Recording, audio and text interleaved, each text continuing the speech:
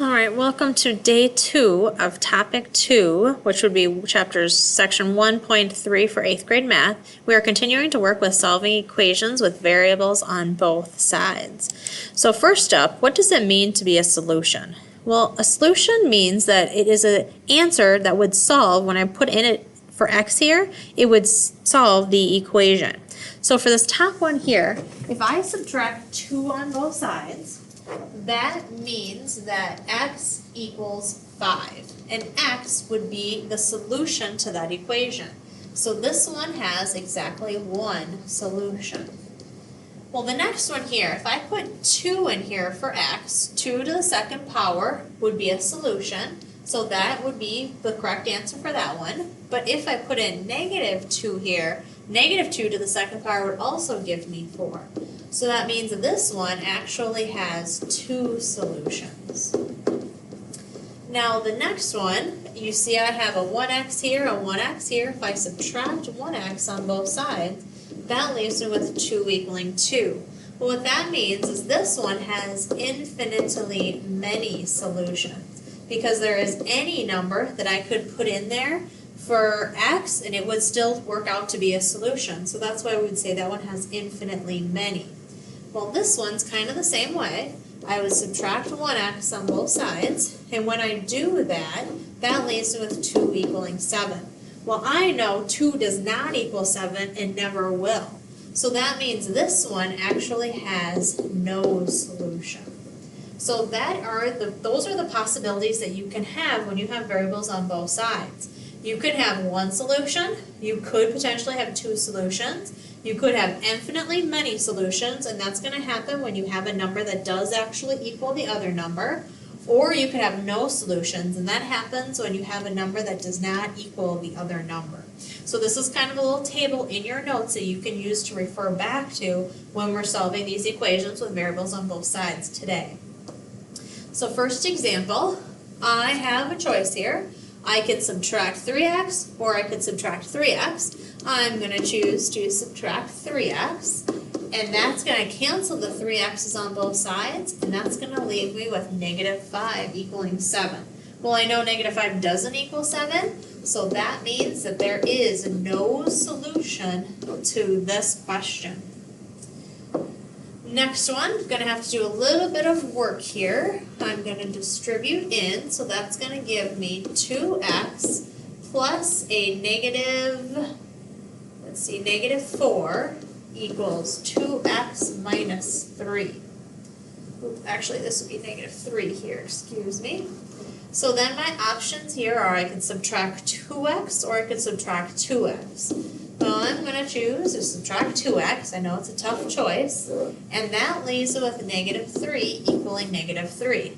Well, negative 3 always is going to equal negative 3, so that means this equation would have infinitely many solutions. Every one that you would put in there for x would be a solution to that equation with variables on both sides. What you can do now is pause the video and try doing these 3 on your own. All right, to check your answers here, when you subtract 2x on both sides, you get 1 equaling negative 1, and of course 1 does not equal negative 1, so this one would have no solution. On this one, when I distribute in, I get 3t plus negative 2 equaling 3t minus 2, and then when I subtract 3t on both sides, that gives me negative 2 equaling negative 2, which of course means there are infinitely many solutions for this one. Okay, next one down here, we're going to have to do a little bit of work here. So I'm going to distribute in here and distribute in here. So that gives me negative 2x plus 10 equals 12 plus negative 3x. Well, then I have a choice. I can either add 2x to both sides or add 3x to both sides. I'm going to choose to add 3x to both sides. That leaves me with 1x, or just x, plus 10 equals 12. Then I would subtract 10 on both sides, which would leave me with one solution, and that solution would be x equals 2. Make sure when you have a solution, and I knew that this one was going to have a solution because I didn't have the same thing that I was doing on either sides, make sure when it has a solution, you actually have to tell which solution it is. So on this one, the solution is x equals 2. Alright, some real life applications. Jess spent 7x minutes on the computer. Her sister spent 5x plus 10 minutes on the computer, which was the same amount of time as Jess spent. How many minutes was Jess on the computer? Well, I want to find out what value these are going to equal each other. So variables on both sides, I could either subtract 7x on both sides or subtract 5x on both sides. I'm going to choose to subtract 5x on both sides, which leaves me with 2x equaling 10. And then I would divide by 2 on both sides, which means that the solution is x equals 5.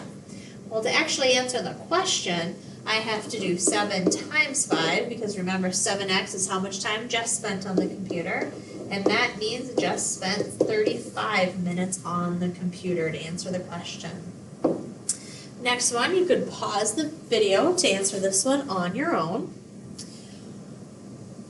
So one movie club charges 100 plus 10 times x, which means $10 per movie.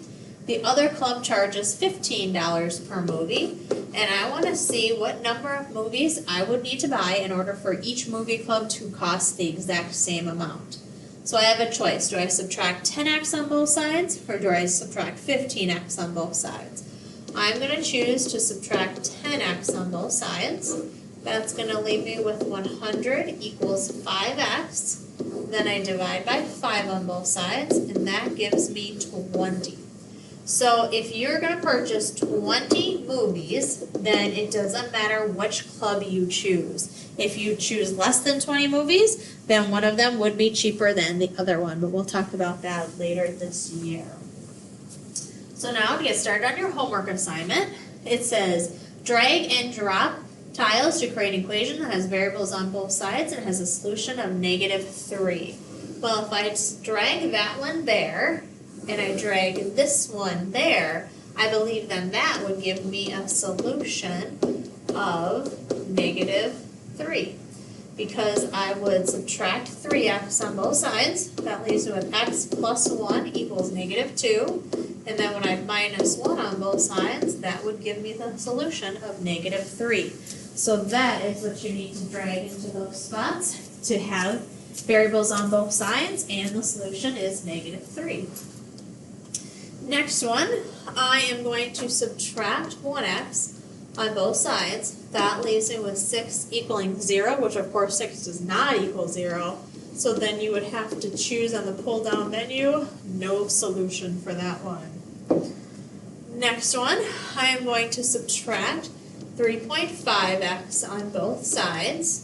So that leaves me with 0.5x minus 9 equals -9, because remember you'd add the opposite there.